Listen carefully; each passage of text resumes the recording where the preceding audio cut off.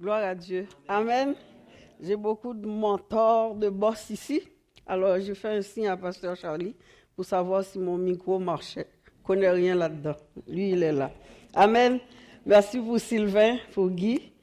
Merci pour ma sœur France, qui m'encadre dans ce ministère de prédication. Merci au Seigneur. Merci Saint-Esprit. Merci, tu es là ce matin. Merci que tu nous visites. Merci, tu élèves nos cœurs devant toi. Et merci, tu nous disposes à écouter ta voix, à recevoir de toi et non d'un homme ce que tu as à nous dire. Que ton nom soit glorifié, Seigneur, et accomplis ton ministère de guérison, de transformation dans nos cœurs. Nous avons besoin de toi. Oui, nous sommes démunis sans toi, vulnérables sans toi. Mais avec toi, nous ferons des exploits. Amen. On applaudit le Seigneur. Amen. Il mérite toute la gloire. Gloire à Dieu. Merci Seigneur. Amen. On est enfin à l'approche de l'automne. On est en train de vivre notre changement de saison parce que je vois qu'il fait un petit peu plus frais le matin. Donc ça s'en vient. Mais Dieu est si bon. Il nous fait rentrer là-dedans progressivement. Sinon, notre visiteuse de la France, là, de Paris, serait comme ébranlée. Parce que déjà, on commence dans le froid. Tranquillement, soupçonneusement, tu sens une petite brise là. Mais gloire à Dieu pareil. Bien-aimés dans le Seigneur, je veux vous dire que je vous aime avec l'amour du Seigneur. J'ai plein d'amour dans mon cœur pour chacune de vous. Parce que vous êtes précieux, précieuses aux yeux de Dieu. Amen. Gloire à Dieu. Et en même temps que la saison change, Dieu aussi change de direction avec son peuple. Dieu est en train de nous faire aller à un niveau plus haut, à franchir une étape nouvelle, à aller plus loin dans notre relation, notre communion avec lui. Amen. Amen. Gloire à Dieu. Et je dois vous dire que la parole qu'on va partager ce matin ne vient pas de moi. J'avais à prêcher au cours du mois de mai 4 messages dans une assemblée. Ils m'ont donné leur thème et puis j'ai prêché le premier message dans la nuit. Je ne suis pas quelqu'un de trop rêve-rêve, mais attention, Dieu parle par des songes aussi. Et je me suis couchée très tard le vendredi 24 mai. Et dans la nuit du 24 au 25 mai, je me suis vue dans un service. Et on adorait. Puis tout à coup, il y a un personnage qui monte la chaire, qui se prépare pour aller prêcher. Mais avant, il donne sa parole. Il dit, le message se trouve dans Genèse 31, 3. Là, je me suis tournée vers le peuple zélé que je suis. Vous entendez? Le message, c'est Genèse 31, 3. Vous entendez? Genèse 31, 3. Et je me suis réveillée. Et laissez-moi vous dire, j'ai été tout de suite dans ma Bible voir ce que cela disait. Bien-aimé dans le Seigneur. C'était pas Jojo entre moi et le Seigneur parce qu'il me reprenait pour des choses. Il me fouettait, il me parlait, il me disait plein d'affaires que je suis en train de vivre et que je veux vous partager ce matin. Alors, c'est pour cela, même le titre du message, René, quand je partageais à René mon songe et puis je lui disais, René me dit, moi je vois ça, j'appellerais ça comme ça. J'ai dit non, j'ai eu le titre. Le titre du message, c'est « Retournons à la case de départ ». Première. Le titre, Sylvain. Il n'y a pas de numéro dessus. Retournons à la case de départ. C'est ça le titre. Retournons à la case de départ. Et quand je suis allé regarder Genèse 31, 3, voici ce que je lis. Parfait. Numéro 1. J'ai lu, alors l'Éternel dit à Jacob, retourne au pays de tes pères et dans ton lieu de naissance, et je serai avec toi. Vous savez, vous connaissez tous l'histoire de Jacob, le patriarche Jacob. C'est comme j'ai un grand défi ce matin parce qu'il y a 10 chapitres pour entrer dans le sujet dans lequel Dieu m'a emmené, parce qu'il m'a fait partir de l'origine. On a de Genèse 25 à Genèse 35. Donc en 30 minutes, il faut que je livre la marchandise. Mais je compte sur le Saint-Esprit, il est bon là-dedans. Amen. Le Saint-Esprit est là. Le croyez-vous? On ne joue pas à l'église. On vient à l'église pour rencontrer Dieu. On vient à l'église pour communier avec les saints. On vient à l'église pour aimer Dieu et pour aimer nos frères et nos sœurs autour de nous. C'est sûr que aimer, ce n'est pas facile. Y a-t-il quelqu'un ici qui a dit aimer était facile? Point d'interrogation. Mais le Saint-Esprit en nous peut nous mettre l'amour de Christ en nous, afin qu'on puisse aimer les uns comme les autres. Des fois, on aime les uns, on n'aime pas les autres. Entrons dans notre sujet. Dieu m'a parlé. Dieu m'a mis assise pour me dire ce qu'il attend de moi. Et je sais que c'est la même dynamique avec vous. Dieu vous a mis assis aujourd'hui pour vous dire, voici, moi l'Éternel, ce que j'attends de vous, peuple de Dieu. Amen. Mon titre, comme je vous le disais précédemment, c'est « Retournons à la case de départ ». Et mon verset de départ, alors l'Éternel dit à Jacob, « Retourne au pays de tes pères et dans ton lieu de naissance, je serai avec toi. » Que veut dire l'Éternel et qui est Jacob? Vous savez, vous connaissez l'histoire de Jacob. Jacob, c'est le jumeau d'Ésaü. Et ces deux enfants-là ont une naissance, je dirais, très turbulente parce que dès le sein maternel, les deux enfants se battaient, bougeaient beaucoup au sein de Rebecca, leur mère, au point que Rebecca disait à Dieu, « Mais pourquoi je suis enceinte? J'ai tellement de batailles et combats à l'intérieur de moi. » Elle est allée consulter l'Éternel, j'aime ça. Quand on est perdu, on ne comprend rien, on consulte l'Éternel. L'Éternel lui dit, « Écoute, tu as 2 nations dans ton ventre, tu as 2 peuples dans ton sein, et le plus grand sera assujetti au plus petit. » Waouh! Quelle révélation! Ça devait être le plus petit qui devait être en dessous du plus grand. Mais l'Éternel a ce don, ce tour de renverser l'ordre des choses. Pourquoi? On va se dire ce matin, Dieu est souverain. Dieu est souverain. Dites, proclamez, mon Dieu est souverain. Je veux vous entendre le confirmer. Mon Dieu est souverain.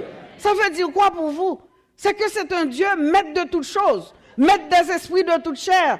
Il fait ce qu'il veut, quand il veut, comme il veut. Amen. Il fait ce qu'il veut, quand il veut, comme il veut.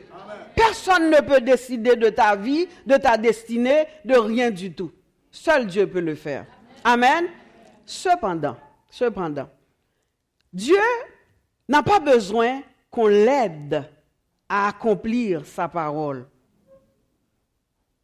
La parole est la vérité. Il le dit, il l'accomplira. Son bras est assez puissant pour accomplir ce qu'il dit, ce que sa bouche déclare. Qu'est-ce que sa bouche a déclaré? Le plus grand sera assujetti au plus... Comment? C'est fini. Le plus petit, autrement dit, va dominer sur le plus grand. Il l'a dit et il le fera. Amen? Il le fera. Cependant, je ne sais pas, j'ai eu une discussion avec mon pasteur parce qu'on discute de ce que je ne comprends pas ou bien de mes questionnements. Je n'ai pas honte de dire, je le dis avec beaucoup de fierté qu'il est mon mentor. René, j'ai 2 mentors stables dans ma vie, mon mari et mon pasteur. Et je vous dis, quand je ne comprends pas, je discute avec l'un, je raisonne avec l'autre. Écoutez, mais j'ai dit, mais pasteur, je sais quoi cette affaire? J'ai dit, René, je ne comprends pas, quelle famille? Comment ça que Jacob a cuisiné un bouillon, plat de lentilles? Ésaü, son frère, son jumeau, pas l'autre qui a fait après, même matrice là. Il lui dit, j'ai faim, donne-moi à manger. L'autre lui dit, hey, tu vas me vendre ton doigt d'aînesse pour te donner. Je dis, je ne comprends pas. Il me semble que c'est un partage avec l'autre, un se soucie de l'autre. Normalement, c'était ça. Tu veux manger, ok, je te donne. C'était pas ça du tout. Alors, ça m'intriguait. Puis, en discutant avec Pasteur, il dit, mais Nicole, c'est une famille dysfonctionnelle. On ne veut pas qu'à vie d'espoir, que nous ayons des familles dysfonctionnelles. Nous voulons être présents l'un pour l'autre. Nous voulons nous entraider. Nous voulons être prêts à servir et à donner. Et c'est le message de la parole. Amen. Alors, j'ai compris pourquoi que Jacob, au lieu de partager sa nourriture avec son frère, pourquoi? Parce que la maman a eu la révélation du Seigneur. Alors, ça se parle dans la maison. En plus, elle commence à faire former la tête de son gars. Pourquoi? La Bible nous dit, le premier-né, il était velu, poilu, il s'appellera Ésaü, qui veut dire chasseur. En Orient, tous les noms ont un sens. On ne donne pas les noms au hasard. Les noms veulent dire quelque chose. Le deuxième sort, il tient le talon de son grand frère. Fait qu'on l'appelle celui qui tient le talon, celui qui est supplanteur, usurpateur, il est Jacob. Vous voyez, le nom déjà nous prédit qu'est-ce qui va arriver dans la suite. Mon beau Jacob était dans les jupons de maman. Alors, il savait cuisiner. On peut comprendre pourquoi il a bien préparé son plat de lentilles. Ça, c'est en passant. Alors, il a su la révélation et il a convoité la révélation d'Ésaü. Il lui a dit, vends-moi ton doigt d'aînesse. Et vous savez qu'en Israël, le doigt d'aînesse, top one. C'est toi qui as la prééminence, la priorité sur tout. Alors, il fait un marchandage. Vends-moi ton doigt d'aînesse. C'est pour que vous compreniez bien où ce que Dieu veut nous emmener. Vous savez quoi? Que vous m'aimiez ou non, on va prendre tout le temps pour comprendre le conseil de Dieu, la souveraineté de Dieu. Amen? Êtes-vous disposés? Amen. On y va. Alors, Madame Rebecca, quand Isaac, le père allait mourir, sa vue a baissé, alors il aimait manger, comme moi. Il dit, prépare-moi un gibier. Ben, il n'y a rien de mauvais. Dieu a créé la nourriture, il faut qu'on mange. Et il lui dit, comme j'aime. Donc l'autre est allé chasser parce qu'il était chasseur. Il est allé chercher le gibier. Entre-temps, Madame Rebecca arrange un travesti, arrange son maquillage, tue un animal, habille son fils, lui dit, va parce que ton père va donner la bénédiction pour que tu l'aies. Il a supplanté, il a usurpé, il a volé, il a fait des manigances, il a fait une manipulation. Ok, Bobert est là, Serge est là. Fait que, qu'est-ce qui est arrivé? Rebecca a changé les choses à sa manière. Est-ce que Dieu n'avait pas donné sa révélation? Un peuple de Dieu. Est-ce que Dieu n'avait pas prophétisé? Est-ce que Dieu n'avait pas annoncé? Et que vient faire Rebecca dans tout ça? Il a fait des manigances, des raccourcis pour que... Est-ce que Dieu a besoin de notre aide? Soyons attentifs ce matin, c'est sérieux. Dieu nous parle. Est-ce que Dieu a besoin de notre aide pour accomplir ce que sa bouche a dit? Oh que non. C'est pour cela le premier point de notre message se trouve ici à l'acétate 2 qui dit « Nos raccourcis n'influencent pas le plan de Dieu pour notre vie. » Amen. Nos raccourcis n'influencent pas le plan de Dieu pour notre vie. Est-ce que Rebecca avait le droit de faire tout ce maquillage, prendre ses détours, ses raccourcis qu'elle a fait? Non, non. Elle devait rester conséquente à la parole de l'Éternel et laisser la place à Dieu d'être Dieu dans la vie de Jacob. Amen. Amen. Alors que la parole nous dit dans les commandements, tu ne déroberas point. Et même quand tu vas dans plus loin, dans Lévitique 19, il va dire, j'aime ça quand vous lisez avec moi, tu vas lire, vous ne... Peuple de Dieu, il faut lire. Vous ne... Point, et vous...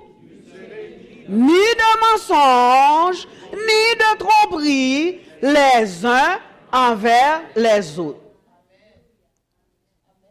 Ça, c'est ta Bible, la loi de Dieu, la parole de Dieu qui le dit. Et j'ai entendu avec tristesse quelqu'un me dire, en créole, dans l'église, dans mon côté, il y a un menteur comme ça. Ça m'a fait mal, ça m'a vexé. Ça nous dit, la personne a dit en français, à l'intérieur de l'église, c'est la place où il y a le plus de menteurs. Est-ce que c'est à notre honneur? Non.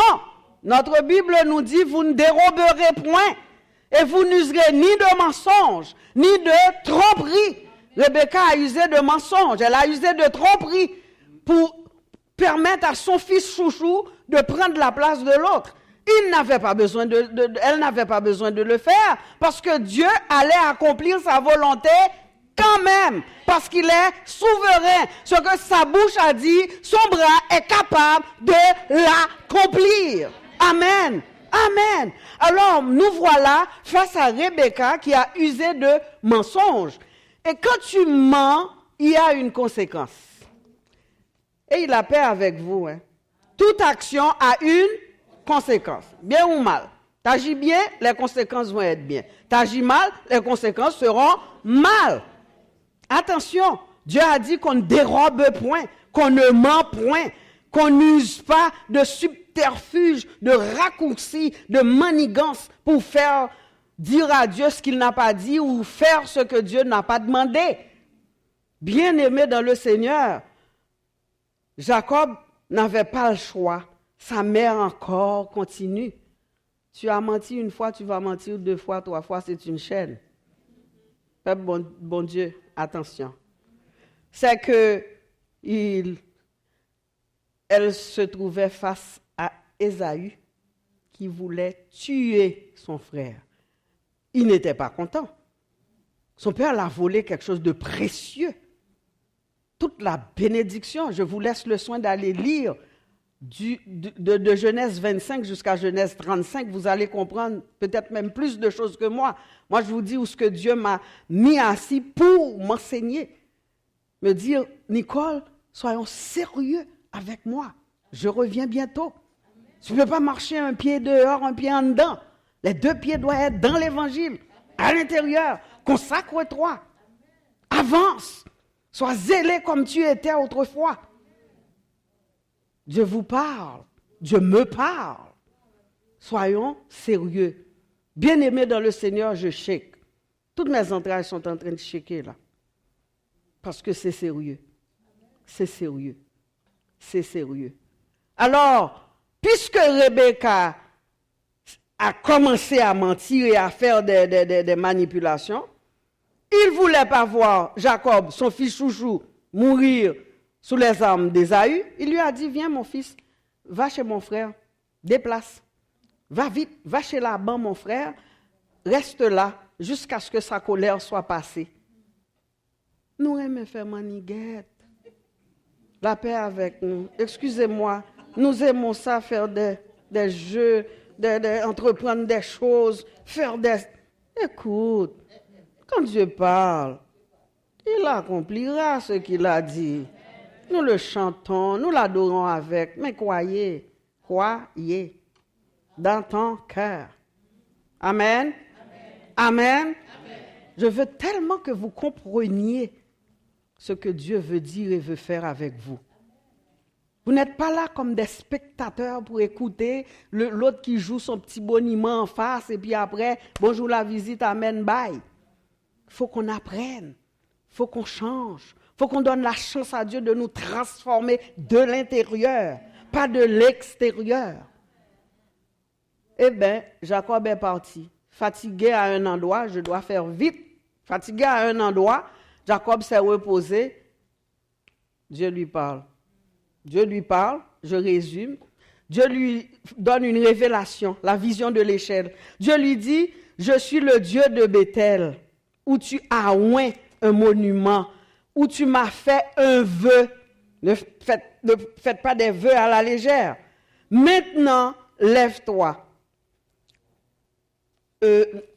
Dans Genèse 28, il lui dit, voici, je suis avec toi, je te garderai partout où tu iras, je te ramènerai dans ce pays, le pays qu'il fuyait là, que la mère lui a dit, va chez ton oncle là.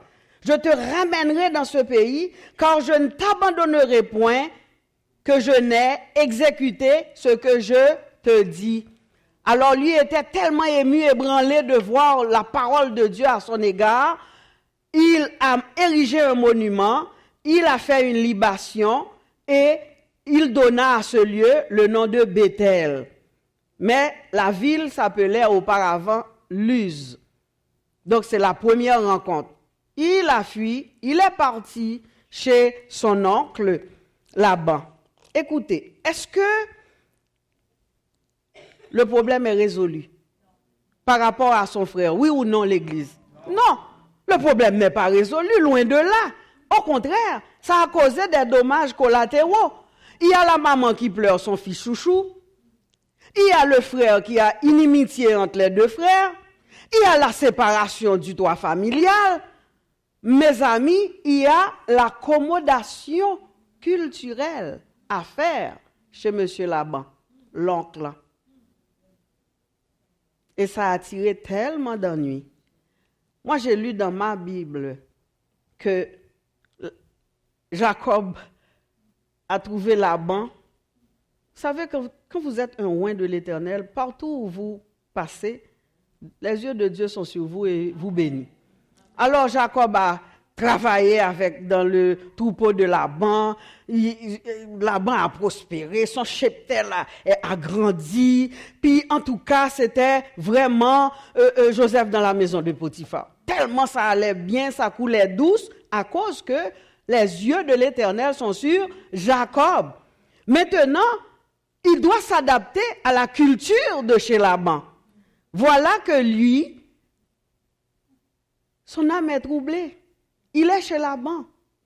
Le problème principal qu'il a, un problème de cœur. Son cœur est troublé parce qu'il sait qu'il est là à cause de mensonges. Il sait qu'il est là parce qu'il a volé le doigt d'aînesse du frère. Donc son âme était troublée. C'est pour ça que Dieu nous dit, tu ne déroberas point. Parce que ton esprit ne va pas être en paix. Nos mensonges, petits ou gros, ont des conséquences. Maintenant, voici Jacob qui est face à Uri. Les deux femmes sont là. Il était pris d'une de ces femmes. Oh, la culture du pays. Laban lui dit, chez nous, on ne marie pas la cadette avant l'aînée. Ça passe sous sa casse, ça prend d'où à laisser. Laban aime, Jacob aime Rachel, qui était belle selon la Bible, et Léa, la sœur, avait des yeux délicats. Moi, ne m'expliquez, je ne sais pas, je n'ai pas encore assis avec les pasteurs là pour leur demander des yeux délicats, c'était quoi. Mais ça a l'air que Léa avait les yeux délicats. Bon, la Bible est polie, ne veut pas tout dire. Maintenant, le mariage est fait, la nuit on donne à Jacob son épouse, le lendemain matin, il se lève, c'est les yeux délicats. Il n'a pas Rachel. Écoutez, tellement sérieux. Jacob a travaillé 6 ans pour Laban, 7 ans pour Rachel, 7 ans pour Léa, 7 autres années pour Rachel. Ça fait combien vous avez compté? Ça fait 20 ans. 14 ans pour les femmes, plus 6 ans qu'il a travaillé. Oh, voilà Jacob qui, c'était pas Jojo, hein, c'était pas rose pour lui. Alors Jacob se met à pleurer. Savez-vous quoi? Qu'est-ce qui m'a touché dans le texte? Peu importe ce que vous traversez, peu importe votre position, peu importe l'état de votre cœur, les troubles, les circonstances. Peuple de Dieu, s'il vous plaît, apprenez à tourner vos regards vers Dieu. Amen. Je dois entendre un amen de conviction. Quand les choses vont mal, quand c'est troublant, quand tu ne comprends pas ni avant ni arrière, où entrer ou sortir, tournez vos yeux vers le Seigneur. Parce que je vois un David, 4 fois dans le psaume 107, il va dire, dans leur détresse, ils crièrent à l'Éternel et il les délivra de leurs angoisses. Dans ma Bible, David va dire dans le psaume 3, quand le malheureux crie, l'Éternel, et il n'entend pas seulement, non? Il prend action, il délivre. Quels sont vos problèmes ce matin?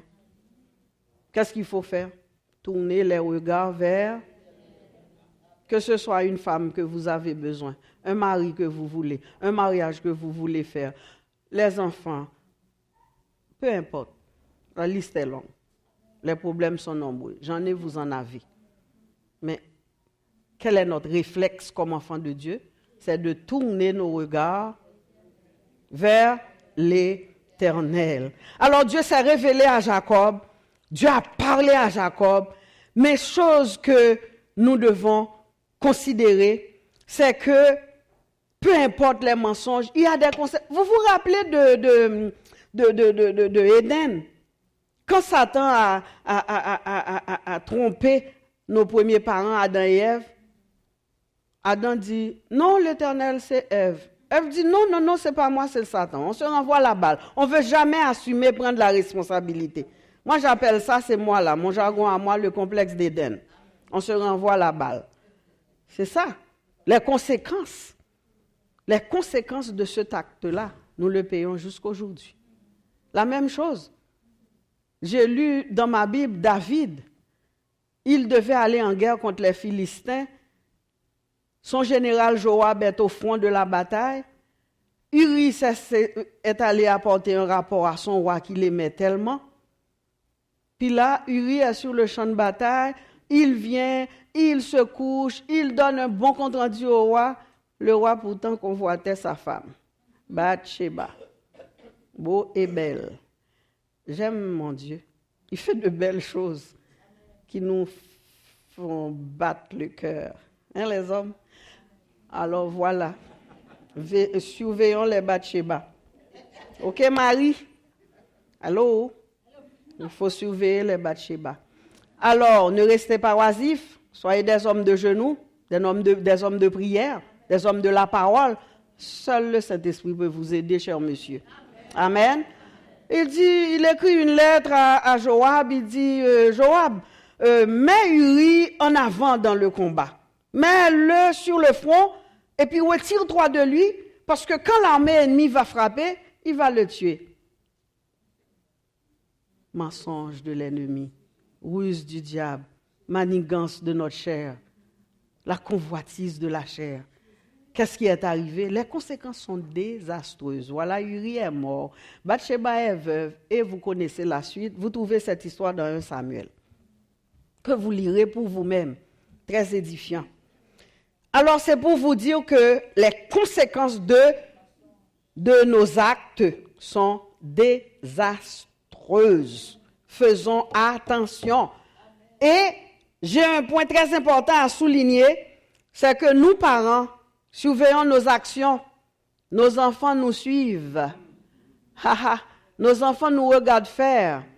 La Bible dit nos œuvres nous suivent. Les meilleurs psychologues autour de vous, ce sont vos enfants. Alors, voici mon Jacob qui avait vu sa mère faire. Dieu a prophétisé sur Joseph.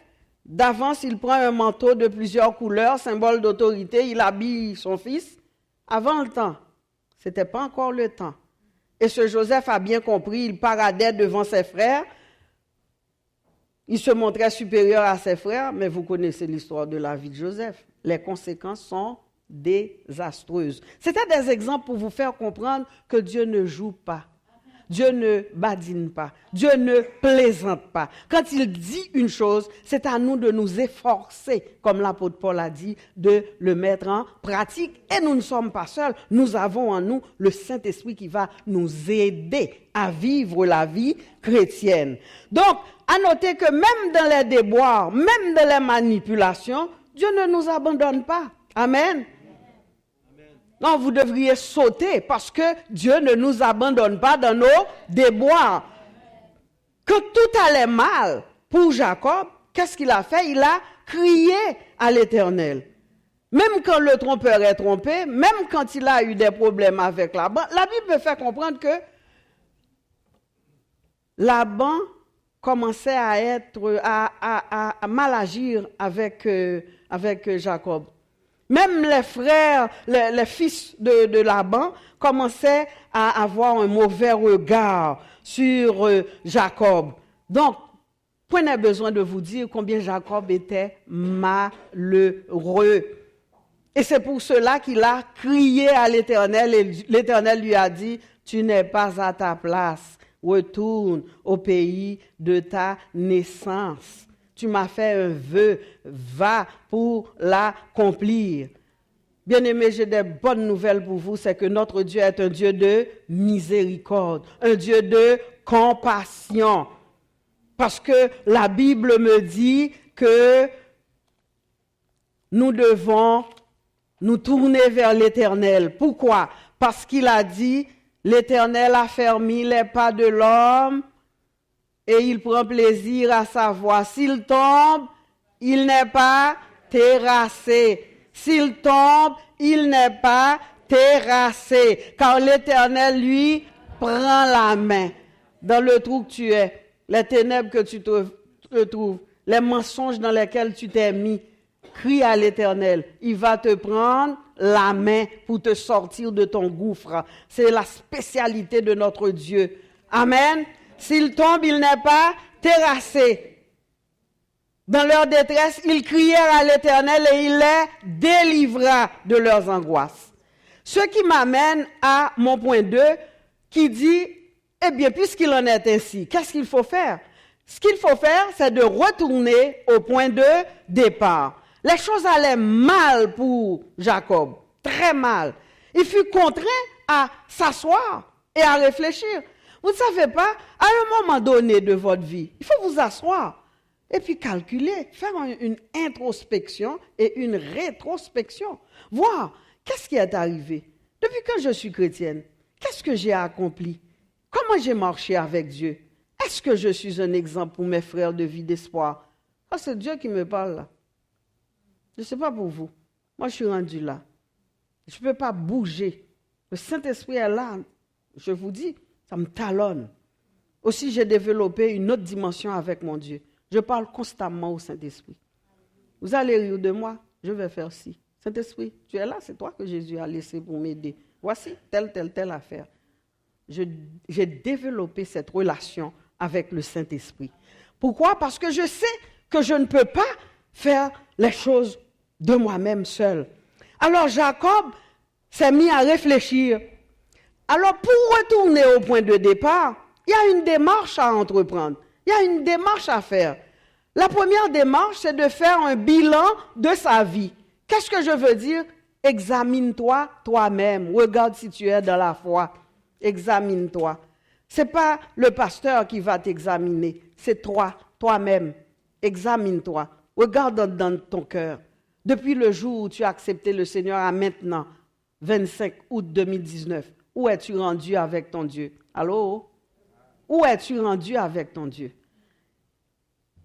Est-ce que tu es dans la volonté de Dieu? Eh bien, il y a dans la première lettre de l'apôtre Jean dans Apocalypse, nous donne le point de départ. Il nous dit, voici un conseil, c'est l'apôtre Jean qui parle, Apocalypse 2, verset 5a. Il dit, souviens-toi donc d'où tu es tombé. Quand tu réfléchis, tu t'examines, regarde où tu as failli. Regarde où tu es tombé. Regarde si tu es sur la bonne voie. Et Dieu ne va pas te condamner. Il va te prendre par la main. Alors en réfléchissant, en criant à Dieu, Jacob a fait une chose importante. Il a fait une rétrospection. Il se souvient de la vision. Vous vous rappelez que Dieu lui avait dit, je te ramènerai dans ce pays, puis tu vas élever. Vous comprenez? Il s'est souvenu de cette promesse. Donc, C'était quoi la promesse? Dieu lui dit, voici, j'aime ça que vous lisiez avec moi. Voici, je suis avec toi, je te garderai partout où tu iras et je te ramènerai dans ce pays, car je ne t'abandonnerai point que je n'ai exécuté ce que je te dis. Qui parle? L'Éternel. L'Éternel a révélé à Jacob, voici la première parole que je t'avais donnée. Et maintenant, qu'est-ce que tu fais? Qu'est-ce que tu fais? Donc, le point à retenir est de repérer où on est tombé. Il ne faut pas se laisser aller dans la culpabilité, la dépression, le découragement. Satan va profiter pour t'intimider. Ah, t'es pas bon. Ah, tu n'es pas correct. T'es pas chrétienne. On va te dire, c'est comme ça que tu dis que tu es chrétien. On va vous le dire. Oui, Satan est là pour nous décourager, pour nous détourner de Dieu.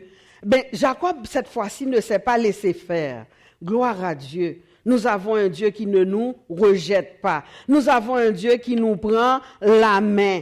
Que dit la parole? La parole dit, les yeux de l'Éternel sont sur les justes. Ses oreilles sont attentives à leur cri. Diapo 7. L'Éternel est près de ceux qui ont le cœur brisé et il sauve ceux qui sont dans l'abattement, ceux qui ont l'esprit abattu. Et remarquez, il dit, le malheur atteint, le malheur atteint, le malheur atteint, le malheur atteint souvent le juste. Le malheur atteint souvent qui? Le juste. Mais, j'aime les mais l'Éternel l'en délivre toujours. Le malheur atteint, mais l'Éternel l'en délivre toujours. Et les yeux de Dieu veillaient. La Bible dit, si vous lisez Genèse, que l'Éternel veillait tout ce que Laban faisait toute la souffrance, les humiliations qu'il faisait à Jacob. Les yeux de Dieu te surveillent. Peu importe que tu vas dans le monde traîner, d'ailleurs, ce n'est pas ta place, mais si jamais tu as fait cette erreur, les yeux de Dieu sont sur toi. Il te regarde là où tu es. Il veille. Il ne veut pas te perdre, Dieu. Et il a carrément dit dans 1 Chronique 16, 22, ne touchez pas à mes oins, ne faites pas de mal à mes prophètes. Il parle à Laban, ne faites pas de mal à mon serviteur. Ne le touchez pas. Les yeux de Dieu sont sur nous. Et même, Zacharie va plus loin, il dit, car ainsi parle l'Éternel des armées, car celui qui vous touche, touche la prunelle de son œil. Avez-vous vu combien vous êtes précieux devant Dieu? Que personne ne vous touche. En créole, nous disons, ne touchez pas aux chrétiens, vous allez être brûlés. Pas moi un chrétien, brûlé. Et je vais vous dire plus encore, même entre frères et sœurs, ne touchez pas à votre frère ni à votre sœur. Vous allez vous brûler. Pas moi un chrétien, brûlé. Troisième chose qu'il faut faire pour retourner à la case de départ, c'est se repentir, s'humilier. Parce que la Bible me dit toujours dans l'Apocalypse, mais ce que j'ai contre toi, c'est que tu as abandonné ton premier amour. Souviens-toi donc d'où tu es tombé. Qu'est-ce qu'il a dit? J'aimerais vous entendre, peuple de Dieu. Qu'est-ce que la parole nous conseille? Repens-toi et pratique tes premières œuvres. Repens-toi. Ça, c'est l'Esprit de Dieu qui vous parle ce matin, qui me parle et qui vous parle, qui nous parle. Ce que j'ai contre toi, vous avez abandonné ton premier amour. Nous pouvons déjà commencer dans une réflexion. Quand j'avais accepté le Seigneur, comment j'étais? On m'appelait marchand de prière, oui. Des fois, je gênais mon mari, parce que quand je rencontre quelqu'un, mon réflexe c'était de prier. Oh, j'étais zélé, bouillant, zélé. Vous avez vu mon profil. Je suis capable de mettre le feu. Je ne suis pas une sainte ni touche. Très authentique. Je suis bouillant, moi. Zélé. Puis je priais. Oh, à qui veut l'entendre? Je vais chez quelqu'un, je prie. Je rencontre dans le métro. Je vous dis, je parlais de Dieu. Oh, je priais. Là, maintenant, on prend de l'embonpoint dans l'Évangile. On est un petit peu comme ça, à reculons. On va pas blesser la personne. On fait attention. Hein? La Bible ne fait pas attention quand il me dit de ne pas mentir, de ne pas dérober, de ne pas voler, de tourner mes yeux sur mon Dieu. Parce que Dieu ne veut pas les sacrifices. Les sacrifices vont venir après. Dieu veut votre cœur. C'est pour cela qu'il nous dit de nous humilier, de nous repentir, de regarder où on a failli et soyez honnêtes, sincères. Reconsacrez-vous, peuple de Dieu, à Dieu. Il dit, si tu eusses voulu des sacrifices, je t'en aurais offert. Mais tu ne prends point plaisir aux holocaustes. Les sacrifices qui sont agréables à Dieu, c'est un esprit. Oh Dieu, tu ne dédaignes pas un cœur brisé et contrit. Psaume 51, 19, la prière de David.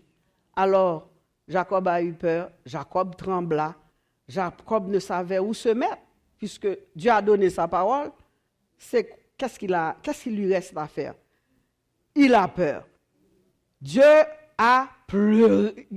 Jacob a pleuré. Jacob a crié, Seigneur, délivre-moi de la main de mon frère. Tu sais qu'il veut me tuer. Tu me dis de retourner. Il ne faut pas que tu me laisses. Écoute, la Bible dit que Jacob était effrayé. Mais c'est normal. Nous allons être effrayés. La Bible dit que Jacob avait peur. Quand on regarde Genèse 32, 7, il dit Jacob fut très effrayé et saisi d'angoisse. Son cœur était angoissé parce qu'il fallait obéir à Dieu, retourner où Dieu lui a dit, au point de départ. Merci Marthe. Il faut retourner au point de départ. C'est le message pour vous ce matin. Retournez au point de départ. Retournez à la case de départ. Retournez quand vous avez accepté le Seigneur. Vous étiez bouillant, zélé. Dieu vous veut comme ça, comme avant, le premier amour. Amen. Amen. Amen. N'ayez pas peur. Il a ses yeux sur vous. Il a ses yeux sur vous. Il vous veut avec un cœur chaud, bouillant pour lui. Alors, mon Jacob a prié, délivre-moi, Seigneur, de la main de mon frère, car je crains qu'il ne vienne, qu'il me frappe avec la mère et les enfants. Savez-vous pourquoi je mets les versets? C'est parce que des fois, c'est bon de voir l'humanité dans la personne. Parce qu'on a toujours tendance à dire « Oh, c'est l'Ancien Testament » ou bien on dit « Oh, c'est des choses passées ». Mais nous le vivons là maintenant. Des fois, on est saisi d'angoisse. Des fois, on a peur. Des fois, on tremble. Mais, toujours, je vous dis, le réflexe du chrétien, c'est de se tourner vers Dieu. Et Jacob a fait encore une autre stratégie. C'est un bon stratège, Jacob. Il a envoyé des serviteurs voir où se trouve Ésaü. Les serviteurs sont revenus lui dire, Ésaü marche contre toi avec 400 hommes. Mon Jacob a eu peur, il tremblait, il n'avait juste que son cheptel, sa femme, ses enfants avec lui et ses serviteurs et ses servantes. Alors il s'est mis à réfléchir. Malgré qu'il a crié à Dieu, malgré qu'il lui dit oui, retourne, il s'est mis à faire des stratégies. Ok, je vais diviser mon troupe en deux parties. Ok, je vais mettre les animaux en avant. Après, ouais, des stratégies. On est bon là-dedans. Oh, mes amis, qu'on est bon dans les stratégies. Nous sommes des stratèges. Nous faisons toutes sortes de calculs, toutes sortes de réflexions pour que les choses marchent bien, pour qu'on atteigne le but. Mais si Dieu t'a donné une parole, il est capable de l'accomplir. Tout ce que tu as à faire, c'est de croire. Nous avons un problème avec la foi. Et notre incrédulité n'empêchera pas Dieu d'être fidèle. Romain nous le dit. Et Dieu ne se repent pas de ses dons ni de son appel. Il vous dit quelque chose, il le fera. Comprenez? Alors, David a arrangé son troupeau pour pouvoir. Mais Dieu a préparé le cœur de Jacob. Dieu a préparé le cœur d'Ésaü. Qu'est-ce que le Proverbe nous dit? Sûrement Salomon avait lu cette parole avant lui. Salomon a écrit quand l'Éternel approuve les voies d'un homme, il dispose favorablement, numéro 13, même ses ennemis à son égard. Quand l'Éternel approuve les voies d'un homme, il dispose favorablement à son égard, même ses ennemis. Voilà, Jacob rencontre Ésaü, et puis, Ésaü l'a embrassé, là, et en tout cas, ils se sont réconciliés. Mais ce n'est pas tout. Dieu a dit à Jacob, retourne à Bethel. Dieu t'a révélé une parole. Qu'est-ce qui te reste à faire? C'est d'obéir à Dieu. L'apôtre Pierre va dire, mieux vaut obéir à Dieu plutôt qu'aux hommes. Il faut obéir à Dieu plutôt qu'aux hommes. Obéir à Dieu plutôt qu'aux hommes. Dieu ne veut pas vos sacrifices. Samuel va dire au roi, l'Éternel trouve-t-il du plaisir dans les holocaustes et les sacrifices comme dans l'obéissance à la voix de l'Éternel? On discutait sur un point et pasteur Jean me dit, c'est ça, justement. L'obéissance vient d'abord, les sacrifices viennent après. Il faut obéir et après, vous pouvez faire des sacrifices. Et Samuel continue pour dire, voici, l'obéissance vaut mieux que les sacrifices, l'observation de sa parole vaut mieux que la graisse des béliers. La même chose pour David avec les Philistins. Il devait aller les attaquer. Les Philistins étaient fâchés de ce que David est roi. Il est allé consulter le Seigneur. L'Éternel, est-ce qu'il faut que j'aille? Jésus lui a dit, va. L'Éternel lui a dit, va. Il a gagné le combat. La deuxième fois, les Philistins ont fait une autre attaque. Il est allé voir l'Éternel. L'Éternel lui dit, non, ne va pas. Je vais te donner une autre stratégie. C'est bon d'entendre la voix de Dieu. Bien-aimés dans le Seigneur, vous et moi, nous, c'est bon d'entendre la voix de... Mais quand nous entendons, qu'est-ce qu'il faut faire? Il faut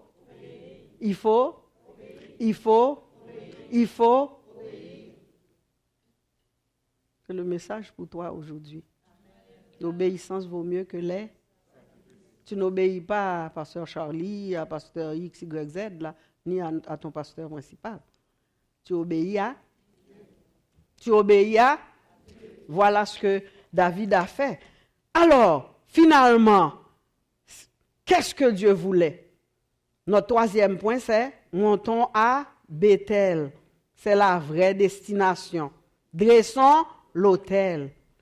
Et si je vous prenais le temps de vous dire que Jacob a bifurqué tellement après avoir rencontré Ésaü, il a dit, Ésaü lui dit, viens, tu vas faire route avec moi. Il dit, non, mon Seigneur, mes enfants sont au lait, les animaux sont faibles. Non, c'est pas vrai. Il sait qu'il ne doit pas aller au même endroit que le frère. Le frère va au sud, à la montagne de Séhir.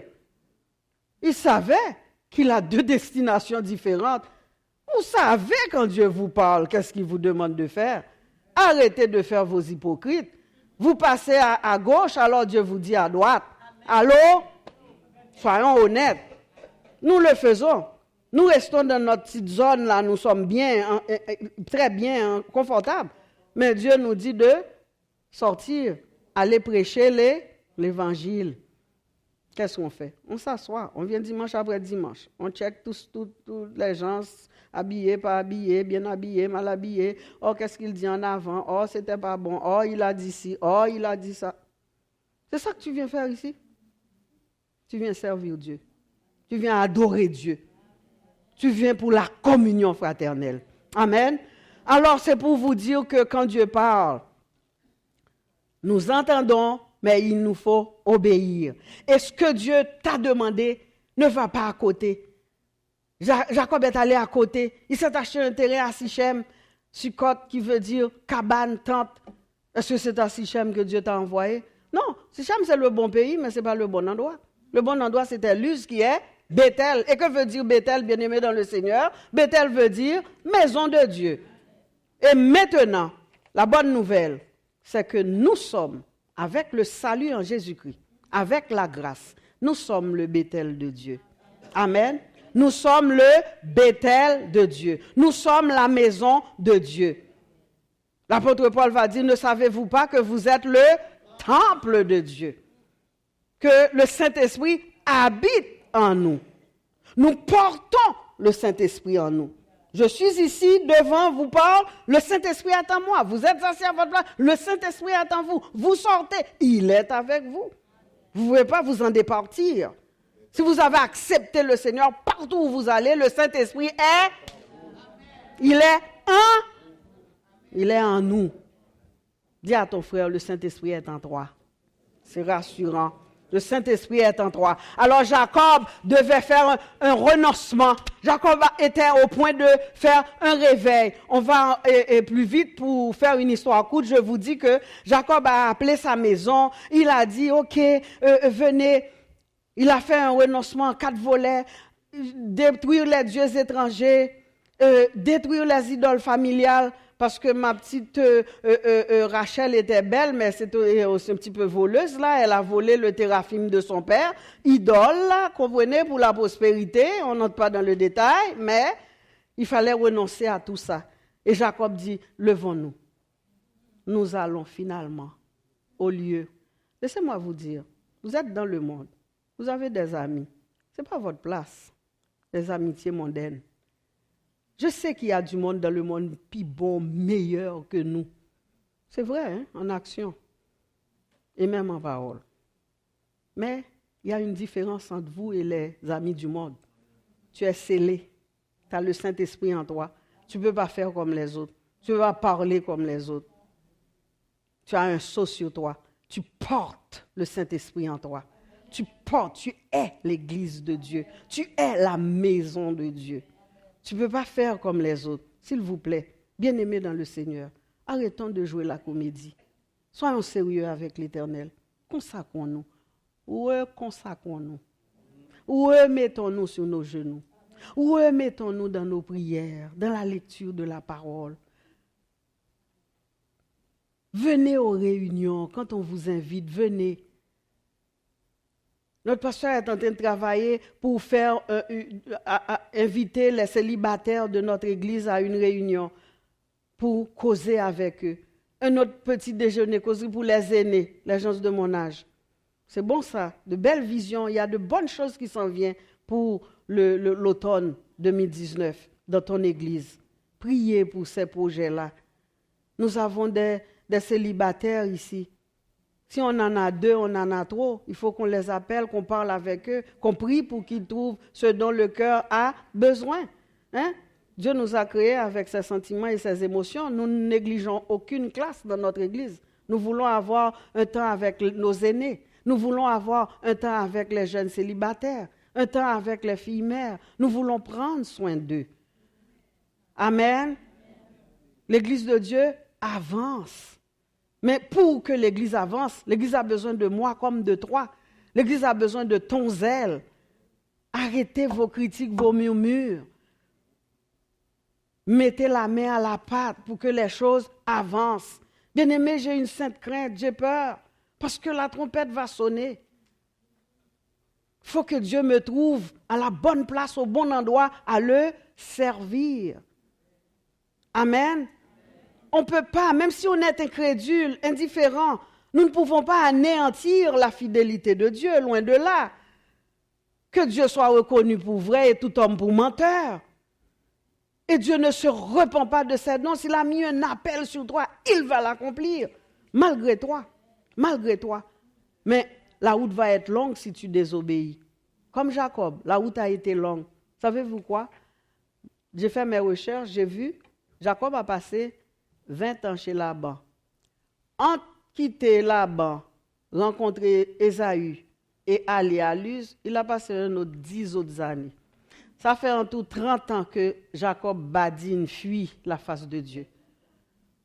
Sauf que j'ai aimé mon Dieu. Oh, je t'aime Jésus. Tu ne m'as pas laissé dans mes badinages. Tu es là avec moi. Tu me rassembles. Tout ce que j'ai besoin de faire, c'est que je me suis mis à genoux. C'était 2-3 heures du matin quand l'Esprit m'a parlé. Je me suis mis à genoux, j'ai dit, Seigneur, je rends les âmes. Je me bats. Fais ce que tu veux. Fais ce que tu veux. Écoutez, je défends quoi? Le 5 décembre, j'aurai 72 ans. Je défends quoi? Je reste moins à vivre que plus. On s'entend là-dessus, pas vrai? Mais le petit reste qui me reste, je l'ai consacré totalement à Dieu. Amen. Et ça doit être le cas pour chacun de vous. Ça doit être le cas pour chacun de vous. Nous sommes dans un temps de repentance, de consécration. C'est ça, vous êtes l'autel de Dieu. Donc, l'apôtre Paul va nous laisser ce conseil dans Romains 12, 1. Le dernier, l'avant-dernier, Sylvain, il va nous dire, je vous exhorte donc, frères, par la compassion de Dieu, à offrir vos corps comme un sacrifice vivant, saint, agréable à Dieu. Ce qui sera de votre part un culte raisonnable. C'est toi qui dois offrir les sacrifices. Tu n'as pas besoin d'un homme qui va te dire, viens payer 500, 1000, 200 pour un flacon d'huile. Non, tu n'as pas besoin de ça. Viens sceller ta bénédiction. Je vous appelle, je prie pour vous, je vous prophétise et puis vous me donnez de l'argent. Le message, ce n'est pas donner de l'argent. Le message, ce n'est pas les petits flacons d'huile. Si Dieu vous inspire de faire une onction d'huile, ok, on ne met pas Dieu dans une boîte, là, on ne peut pas lui dire comment agir. Mais il ne faut pas courir, arrêtez de courir des soi-disant hommes ou femmes puissants. J'ai des nouvelles pour vous, chrétiens, peuple de Dieu, la puissance est en toi. La puissance est en moi. La puissance est en vous. La puissance est en nous. La puissance est à vie d'espoir. La puissance est où le peuple de Dieu se trouve. Il dépend de nous. La puissance est là. J'ai déjà vu mon Dieu ressusciter un médecin devant moi. En Haïti. À Montréal, j'ai fait un accident le 16 août 2000, je ne me rappelle pas trop. Ah ben, la chair est morte. J'ai juste témoigné Dieu qui ressuscite, qui donne la vie aux morts dans Romains. Ressuscite ma soeur. Et la soeur a fait, on était 4 dans l'auto, on se cassait. Moi, quand je vois l'auto patiner sur la 40, là, à l'intersection de la Cordère, j'ai proclamé, aucun os n'est brisé, aucun os n'est brisé, au nom de Jésus. Tous ceux qui étaient dans l'auto ont des os cassés, sauf moi. Pas d'os cassés, parce que j'ai témoigné. Bien-aimés, quand est-ce que la parole va être en vous, au point que, quand on vous presse la nuit, c'est un verset qui sort. Quand est-ce que ça va arriver? Dites-moi, quand est-ce que ça va arriver? Quelqu'un vient vous oppresser, vous êtes face à quelque chose, un verset monte. On m'appelait Madame la Bible. Je n'ai pas honte. Et je suis addict à la Bible. Je suis tout le temps, ma Bible est toujours avec moi. Savez-vous quoi? Je vieillis, les méninges faiblissent. J'étudie les versets. Je fais exercer ma mémoire. Amen. Amen. Peuple de Dieu, je ne suis pas différente de vous. Je suis cher comme vous. Mais j'ai un désir. Je veux servir Dieu. J'ai un désir. Je veux aller loin avec Dieu. J'ai un désir. J'ai une soif. C'est que quand la trompette va sonner, je veux répondre présent. Et vous? Et vous? Quelles sont les idoles de votre vie à détruire? Jacob a détruit les idoles. Jacob a déposé les armes. Jacob a renoncé à son passé. Jacob a laissé tomber l'inimitié, la haine entre Esaïe et lui. Et toi, as-tu des gens avec qui tu dois réconcilier, régler tes comptes? À demander pardon, à t'humilier? C'est dur, s'humilier. Jacob a tremblé. Et j'ai oublié de vous dire que Jacob a appelé Esaü mon Seigneur. Tellement qu'il avait peur. Jacob a dit, oh mon Seigneur, si je pouvais trouver grâce à tes pieds. Et la Bible a dit, Jacob s'est prosterné 7 fois devant Esaü. L'humilité, le brisement. Prosterné devant Esaü. Il dit, je regarde la face de mon Seigneur comme la face de Dieu. Et c'est pathétique, impressionnant. Jacob regarde la face d'Esaü qu'il a volé le doigt d'aînesse comme la face de Dieu. Waouh!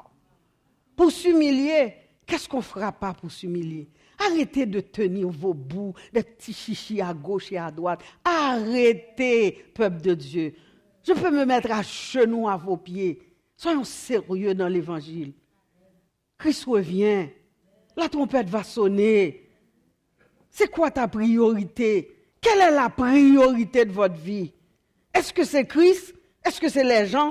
Est-ce que c'est les autres? Est-ce que c'est les uns? Quelle est ta priorité ce matin? C'est très sérieux. Et je vous ai parlé de la part du Seigneur. Bien-aimés, c'est le temps de venir à l'autel, de dire, Seigneur, me voici. Je ne peux pas me cacher. Je peux me cacher devant les hommes, mais pas devant toi. Je m'avance pour te dire, me voici. fais ce que tu veux de moi. Est-ce qu'on est assez brave ce matin, à l'heure qu'il est, de s'approcher du trône de la grâce pour recevoir, passer un temps de prière? Personne ne peut rien faire pour vous, c'est vous. Voulez-vous vous avancer pour prier, vous reconsacrer à Dieu une autre fois dans votre vie? Je me suis reconsacré à Dieu. Je dis, Seigneur, oui, tu as raison. Je veux aller jusqu'au bout avec vous. Je veux marcher dans cette puissance que tu m'as dit. Vous recevrez une puissance, le Saint-Esprit de Dieu, survenant sur vous. Il est sur vous, le Saint-Esprit. Il est en vous. Il est partout où vous êtes. Soyons sérieux, bien-aimés. Voulez-vous avancer pour reconsacrer votre vie? Si c'est une personne, avancez.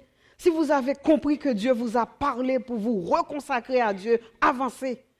N'ayez pas peur d'avancer. N'ayez pas le respect humain. Ne regardez pas votre voisin.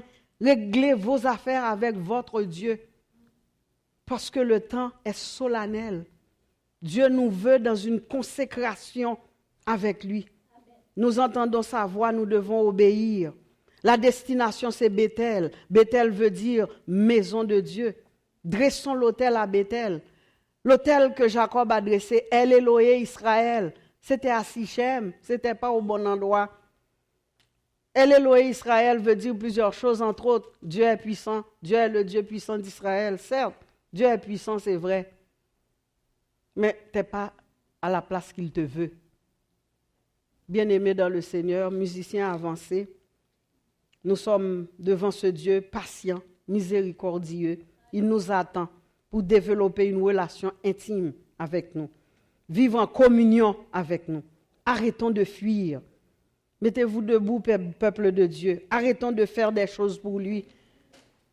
Ce qu'il veut, ce n'est pas le faire, c'est votre cœur. Voulez-vous avancer pour qu'on puisse prier ensemble? Avancez, venez vous consacrer à votre Dieu. Ce que nous retenons de ce message, c'est que Dieu nous demande de retourner au premier amour. Y a-t-il du monde qui veut retourner au premier amour dans cette église? Faites votre prière. Levez vos mains devant Dieu. Dites, c'est vrai Seigneur, je veux retourner au premier amour. Vous voulez vous mettre à genoux. Vous voulez lever vos mains, levez vos mains. Ne regardez pas Nicole, ne considérez pas Nicole. Considère que Dieu vous a parlé ce matin. Voulez-vous vous reconsacrer à Dieu? Voulez-vous dire à Dieu, je veux être sérieux avec vous maintenant. Je veux marcher dans tes voies. Je veux faire ta volonté. Je veux d'abord écouter ta voix, entendre et ensuite obéir à tes ordonnances. Vous êtes le Bethel de Dieu, El Bethel. Est-ce que mon pasteur Charlie, pasteur René peuvent venir imposer les mains, prier, aider notre congrégation dans cet acte de foi? Je bénis Dieu pour le courage que vous avez d'avancer. Vous ne regardez pas à un homme, regardez à votre cœur et à Dieu. Faites votre prière, commencez à prier, levez vos voix. Pasteur Jean va venir vous imposer les mains. Vous priez pour vous, avec vous. Regardez d'où vous avez été tombé, où ça que vous avez chuté, où vous avez laissé l'évangile de côté. Dieu ne vous condamne pas, il vous dit simplement avancez, avancez, reconsacrez-vous. Et le mot de la fin, c'est exactement ça. Nous sommes tous des Jacob repentis. Dieu fait exactement ce qu'il avait fait avec Jacob. Il nous a attendus. Il nous avertit. Il nous envoie des messages, des prédications. Il nous attend. Il est patient. Il nous attend. Repentons-nous. Reconsacrons-nous comme au début de notre conversion au Seigneur. Retournons au premier amour. La trompette n'est pas loin de sonner. Faisons attention. Soyons vigilants. Crions Maranatha. Christ revient. Maranatha. Christ revient. Ne soyez pas comme des barres de fer, imperceptibles. Laissez le Saint-Esprit vous traverser. Laissez le Saint-Esprit faire l'œuvre en vous. Mettez bas les armes. Abandonnez les complexes. Abandonnez les préjugés. Dites, Seigneur, me voici. Je veux vous servir. C'est vous, Seigneur, c'est toi. Ce n'est pas un homme. Ce n'est pas une église. Arrêtez de vous faire flouer par des gens qui vous demandent $1000, $500 pour un petit flacon d'huile, pour vous rendre, pour payer l'hôtel, payer. Oh, j'ai vu des choses et ça me fend le cœur. J'ai pleuré toutes les larmes de mon corps quand un serviteur a prêché un bon message et qu'après il demande de venir payer les délivrances, payer les guérisons, payer les prophéties. Bien-aimés, vous êtes le temple de Dieu, la maison de Dieu. Le Saint-Esprit est en vous, la puissance est en vous. Vous êtes capable d'imposer les mains aux malades, que les malades soient guéris. Vous êtes capable de prier pour un mort et qu'il soit ressuscité. Je l'ai vécu, vous pouvez le vivre aussi. Venez, peuple de Dieu. Jésus vous appelle, venez. Il a besoin de vous. Venez, parce que la trompette va sonner. Bien-aimés, entrez en vous-même. Dieu veut un réveil dans votre cœur. Le réveil ne se fera pas si nous ne nous laissons pas, nous ne nous abandonnons pas entre les mains de Dieu. Dites-lui vos difficultés, vos misères, vos faiblesses. Il est capable de vous toucher. Est-ce que Pasteur Charlie, Pasteur René, Pasteur Jean, je sais que vous priez pour vous-même. Venez prier avec le peuple. Encouragez-les dans la démarche qu'ils ont faite. Imposez-leur les mains. S'ils ne sont pas encore remplis du Saint-Esprit, qu'ils soient remplis du Saint-Esprit. S'ils sont pas encore baptisés de l'Esprit, s'ils ne parlent pas en langue, qu'ils parlent en langue. Que leurs lèvres se délient. Venez, peuple de Dieu. Dieu a besoin de vous. Dieu s'adresse à vous.